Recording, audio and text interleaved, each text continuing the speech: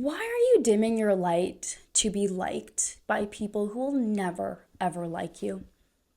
Why are you ruining your potential? Why are you keeping yourself so small for people who will always choose to judge you, for people who will always criticize you, for people who will always probably keep you small in your life? How sad is that when you really think about it? How sad is it that you wake up every single day and keep yourself small? How sad is it that you lower your standards just to fit in with people who will just never approve of you anyways? It's something that I see so many of my patients struggle with on a daily basis. It's something that I've seen my friends struggle with, and it is something truly that I have struggled with for most of my life up until this point, which is why I feel like I can speak about this so clearly and confidently, because I have kept myself so small just to avoid the judgment of others, to then realize I can never avoid their judgment anyways, and that other people will choose to have some sort of perception of me that maybe I'm not too fond of. And I finally got into this place of learning to be okay with it, and most importantly, not letting it run the show that is my life. I finally got into this place of not letting other people sit in the driver's seat of the car of that is my life. And I've taken back my power, and I'm so excited to just really empower you today and to give you some tools and strategies so that you take back control of your life. Because I would hate for you to be on your deathbed, to look back at your life and realize that you missed out on so many opportunities and things you wanted to do because you were so freaking scared of what other people would think of you. And to be honest, this is probably the number one reason that I see people sabotage their success, their health, their relationships, because they're so worried and scared about the judgment of other people. If you're new to this channel, my name is Dr. Bisley Natley. I'm a cognitive behavioral therapy certified naturopathic doctor, and I teach people how to rewire their brain naturally. And some of the topics that I love to talk to people about are limiting beliefs, self-sabotage, and really teaching people how to rewire their brain for success, because so many of us right now, we are stuck in survival mode. We are stuck in people-pleasing mode. We are stuck in a mode where we're constantly dimming our light, desperately hoping that other people around us will like us, that they will finally approve of us and who we are. Well, I hate to break it to you, my friend, today. They're not. They're not going to like you. They're just not. And there's some people in your life who you think they like you, and deep down, they actually probably despise you and hate you. And the sooner that you can come to acceptance of this, the better. And the faster you will say yes to opportunities and rise to your true potential. I really want to emphasize here that you are by no means alone in this. I have spent so many years of my life stuck in the pattern of people pleasing, stuck in that pattern in place of trying to get everybody to like me. So I was bullied in middle school. I went to a middle school that was primarily full of Caucasian kids, and me being a brown woman, I looked very different than everybody else. I also wasn't allowed to shave until I was much older. I also had a unibrow and a really long braid, just to add to all of it and to give people more reasons to make fun of me. And when that experience in middle school just completely wrecked my self-image, my view of how I saw myself. And so when I went to high school, I told myself that I was going to do everything in my power to make sure that I build a new image for myself. So that summer of grade 8, when I ended grade 8 before going into grade 9, I spent that whole summer looking at makeup tutorials, looking at how to do my hair, just to recreate this whole image of myself, because I just wanted to desperately be liked. And when you're an adolescent at that age, that's all you care about: belonging. You just want to belong. You want to feel like people like you. And so you're willing to do whatever it takes to get people to like you.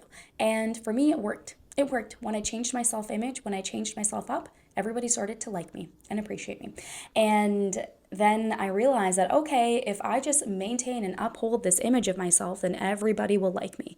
And that was the beginning of my depression, because I didn't actually learn how to cope with my emotions in a healthy way. I thought that if I uphold this image of myself, if I become this high achiever, all-star athlete, everybody's gonna love me. And what starts to happen is when you put this astounding pressure on yourself every single day to be a certain way for the people around you, that quickly will fall apart. It'll crack, because it's so much pressure to uphold a certain image. And I cracked hard. And, that's really what kickstarted my journey with depression, when I just could not maintain that image anymore. And really, my healing journey, one of the biggest things and biggest, deepest parts of my work has been to realign myself to my authentic self and who I am. I remember before I would go into social situations and settings, I would spend hours trying to find the perfect outfit. I would literally mentally rehearse conversations in my freaking head. Isn't that wild? Like, when I think about that now, I'm just like, like it gives me a little bit of like an ick because of how desperately I wanted people to like me. And it all came from that trauma response. It all came from that response as to, what happened to me when I went through middle school and me learning the behavior that I uphold in a certain image, people are going to like me. And so what that got embedded in my brain is that when Bisleen is a certain way, people like her. And when Bisleen is her true self, people don't like her. So let's not be our true self and let's be what other people want me to be. And I got so good at putting myself in situations, tuning into other people's needs, reading them, and showing up as the version of myself that they would like. That's what I would do in every social situation, every setting. That's what I would do. I would act like this, like not even like a chameleon almost, right? So that I could belong no matter where I went. And I guess, if I look at it now, I guess that's a good quality to have now that I'm aware of it, because it does, allow me to kind of fit in wherever. And I really love talking to other people and placing myself in new situations, getting to know people. So the positive, right? We can always see the positive in it all. But really that came from a place of trauma. It came from a place of huge insecurity, this skill that I so-called develop over time. And what I have really learned now that I want you to see is that this piece about people pleasing, this need to be liked, it is a response, it's a safety behavior and a response to something that you went through when you were younger. And your younger self essentially learned that if you people please, if you accommodate to everybody else around you, you will be safe. You will be liked, because being liked, being loved equals safety as a child. And what starts to happen though is that as an adult, what you start to realize is that these patterns just don't serve you anymore. They're really extremely dysfunctional. And they actually take away from your ability to excel and succeed in life. Because if you're constantly worried about other people's opinions, you're never going to take any risks. You might not leave relationships that are unhealthy for you or end friendships that are no longer meant for you. You might not, ask for a pay raise. You might not make that move to go to a different country. You might not stand up for yourself. Like, do you see all of these things that you are missing out on because you're constantly dimming your light to be pleased by others? And something that I've really learned through my journey with all of this is that those people that you're so desperately trying to please, they're never gonna like you anyways. Whether it's family, whether it's friends, they're just not gonna like you anyways.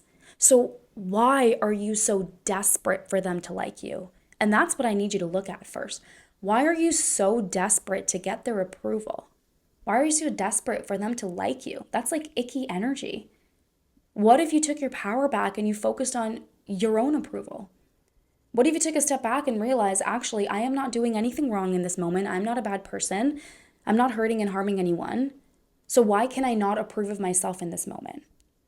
And when you choose to take that power back and you focus on approval for yourself, that's when you stop dimming your light to please others. And it takes time, you guys. It takes so much time. Like, please give yourself time and grace on this. But it does require a conscious effort of showing up every single day for yourself and being really mindful and aware of the thoughts that you choose to let in versus not. Truly. It's that constant awareness. And, to this day, like, although I feel like 95% of the time I show up as my authentic self, there's definitely still that 5-10% of time that I find myself dimming myself to, because I'm self-conscious of how I am around other people. And I'm constantly taking note of that and making sure in the moment that I'm trying to show up as authentic to myself as possible. And I just can't begin to just emphasize the amount of like freedom and lightness and joy that is waiting on the other end of this people-pleasing trauma response, of this being liked response that you've developed for yourself. There is so much beauty and joy and freedom waiting for you. And I can say that again from my experience with all of this. Not to say that I don't experience stress in my life still, but I have such a lightness and joy within me when I stopped hiding my true self just to be liked by other people. And over the past few years, I've lost so many relationships in my life. I've made so many big changes and switches in my businesses. I've ended some businesses. And it's all because I'm stepping into my authenticness, my true power, who I am. And part of that requires what you have now to crumble and fall apart so that what is aligned and truly meant for you can come into fruition. And I just want you to experience this because I never knew that I could experience this level of lightness, playfulness, joy in life because now I'm finally showing up in alignment with myself and I'm no longer ignoring what is good and true to me. And I can still show up with a smile on my face, even if I feel uncomfortable with people around, even if I feel that judgment, and know that I am okay being me and know that it's okay for me to make mistakes and still show up in those same settings and be around those same people. And what I want you to start doing on a day-to-day basis is to slow down, slow the F down. So many of us were just go, go, go, go, go, go. And if you're constantly on the go, you're going to be stuck in that trauma response and that survival state.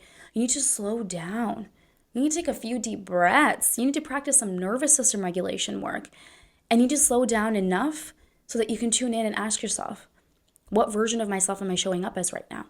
Am I showing up as that version who is fully authentic, or am I showing up as that version who is dimming their light just to be liked by the people around them?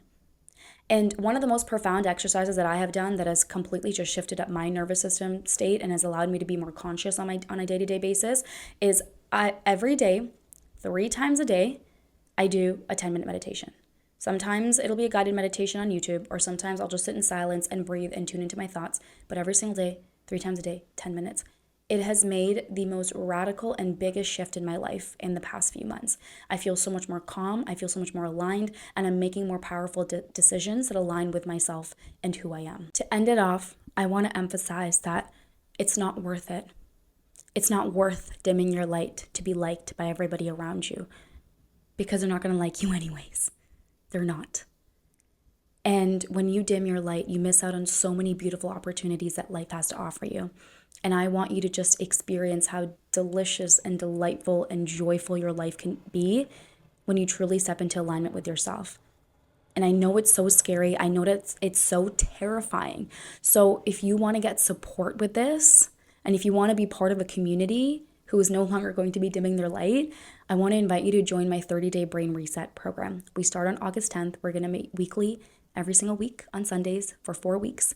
And we're going to go through the rewiring and the reset that you need to finally start stepping into your potential, to reclaim your power and build the life of your dreams. So you can use the link in the bio to check out what this 30-day brain reset is like, and hopefully I'll see you in there.